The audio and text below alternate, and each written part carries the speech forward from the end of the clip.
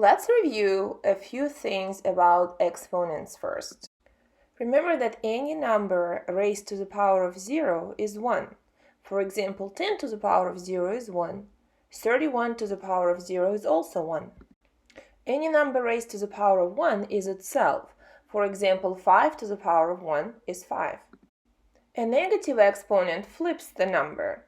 For example, 5 to the power of negative 1 is 1 over 5. 4 to the power of negative 2 is 1 over 16. Not to be confused with the exponents that are fractions, because fractions inside of the exponent means a radical. In these examples, 9 to the power 1/2 is the square root of 9, which can be simplified to 3. 3 to the power 1/6 is 6th root of 3. This cannot be simplified. 625 to the power of 1/4 is 4th root of 625, which is 5, because 5 multiplied by itself 4 times is 625. So what's a logarithm? A log is just another way to write an exponential equation. Look here. Log base a of b equals c is the same thing as a to the power of c equals b. I like to describe it as going in a circle starting at base a, like this. A to the power of c equals b. Here is how you can write log base 2 of 4 equals 2 as an exponent. Remember, we start going in a circle from the base. 2 to the power of 2 equals 4. 2 to the power of 2 equals 4. You're done. Let's look at another example. Log base p of t equals negative y. Again, we're going to start from the base, p to the power of negative y equals t, and that's exactly how it looks like as an exponential equation. Now let's perform the opposite operation. 9 to the power of 1/2 equals 3. How would you write this as a logarithm? It's going to be log base 9 of 3 equals 1/2. Remember, 9 is the base. It was the base of the exponent. Now it became the base of a log. 1/2 is the exponent, and that goes after the equal sign in a logarithmic function. Finally, 3 is the result of applying the exponent to the base. There exist two special types of logarithms. The first one is log base 10, and another one is log base e. Remember, e is Euler's constant, and it's approximately equal to 2.7. Log base 10 is written as log without the base, and log base e is written as ln. Well, let's look at a couple of examples. Let's look at log of 10. Remember, if you see no base, that means the base is 10, and you can add it if it makes it easier for you. So what you asked is 10 to what power is equal to 10? Well, 10 to the power of 1 is equal to 10, which means log of 10 is equal to 1. Let's look at another example. What is ln of e to the power of 2? Well, remember, ln means the base of that log is e. So you asked e to what power is e squared? Well, e to the power of 2 is e squared, so ln of e squared is 2. Let's look at a few more of these. Log base 5 of 1 over 625. Well, what you're asked here is 5 to what power is 1 over 625. Keep in mind that 5 to the 4th is 625, but your 625 is flipped here. To flip the base, the 4 must be negative.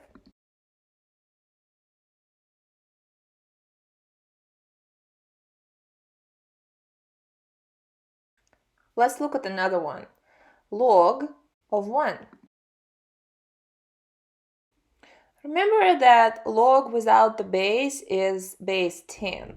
So here you ask 10 to what power is 1.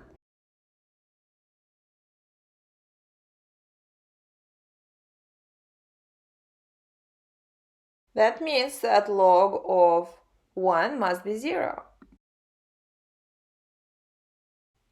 Here is another problem. Let's find log of 10 to the power of negative 6. Again, because there is no base, we know it's base 10, so here you're asked 10 to what power is 10 to the power of negative 6? The answer is negative 6. And here is another one. What is ln of 8th root of e? Well, remember that ln is base e, so you asked e to what power is the 8th root of e.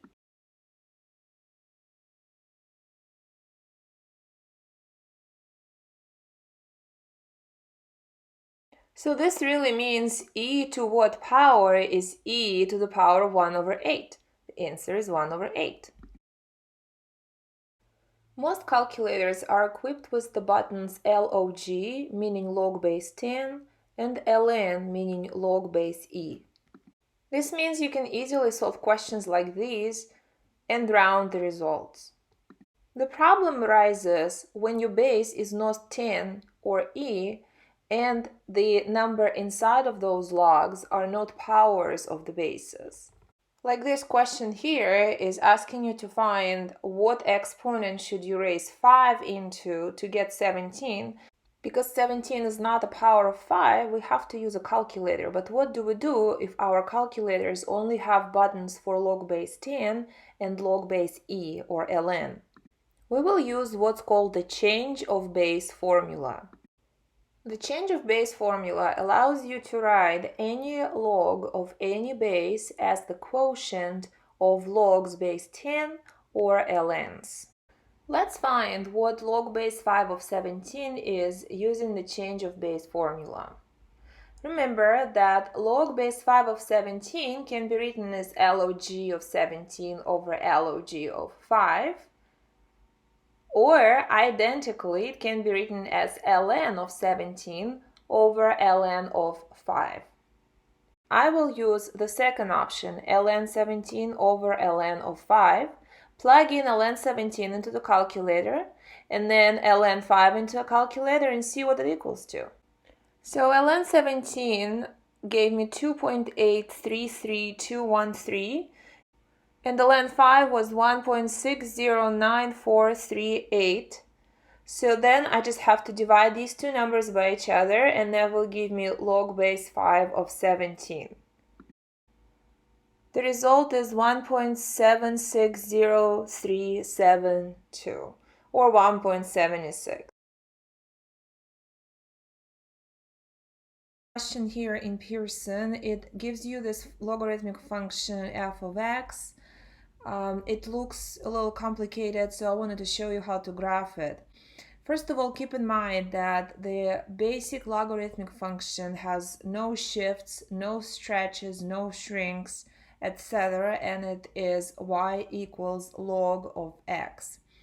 Now, if you compare this basic function y equals log of x, base of this log is 10, by the way, because it's missing the base, then let's analyze what's going on with this given function f of x compared to this basic parent function log base 10 of x. Well, first of all, 2 is being subtracted only from x. Remember, if a number is added or subtracted to x only, that's a horizontal shift, and it's the opposite of what you see.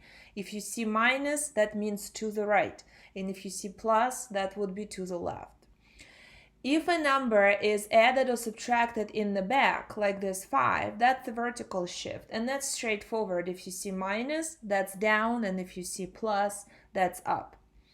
If a number is multiplying the x, just the x, which is not your case here, that's horizontal stretch or shrink depending on the number being a fraction or something bigger than 1. Finally, if you have a number in the front of the entire function, like this 1/2 here, that's a vertical shrink or stretch.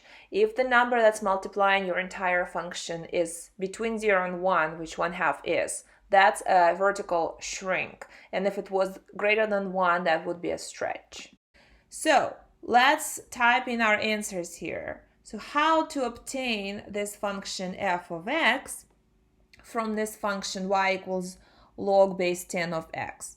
Well, we're going to shift the graph of the basic function 2 units to the right or 2 units to the left. Remember, it's opposite of what you see. You see -2, that means 2 units to the right.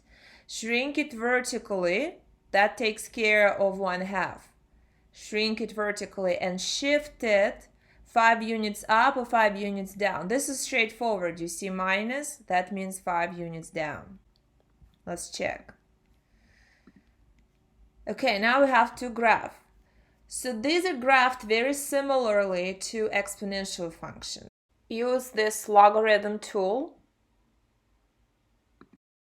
and click on the point 1, 0 that every log function will go through. If you recall, with exponential functions, all of them went through 0, 1. All of the logarithmic functions will go through 1, 0. So you click it here, it creates the shape for you. This window pops up. First of all, let's make sure that the base of this log is correct in this little box, and it is. Our base is 10. If it wasn't 10, make sure you change it to what your base is. Then we need to describe the changes that were done to the basic logarithmic graph. So first of all, there was a vertical shrink or vertical stretch shrink, and that's 1/2, right? So we're going to just put the factor of 1/2, and that's 0.5. Horizontal stretch or shrink, that wasn't done because our x was not multiplied by anything. Vertical shift, we went 5 units down, so I'm going to make sure I do -5. -5 right here. And then the horizontal shift is 2 to the right, so I'm going to make sure I do +2, +2. We went to the right. Okay. Now, there is also this check marks for reflection over x-axis and reflection over y-axis. You're going to reflect over x-axis if you have a negative sign in front of the whole function. So if this 1/2, for example, was negative, you would select reflect over x-axis. And then you do the reflection over y-axis if negative was only in front of x. Other than that, none of that is happening here. We're done. So we're going to save this and check. Now we need to determine a domain. The domain of any logarithmic function is from 0 to infinity. It's always from 0 to infinity unless there is a horizontal shift. If there was a horizontal shift, which ours did shift 2 units to the right, then instead of starting at 0, your domain will start at the point where it shifted to. Our graph was shifted 2 units to the right. So instead of being from 0 to infinity, your domain will be from 2 to positive infinity.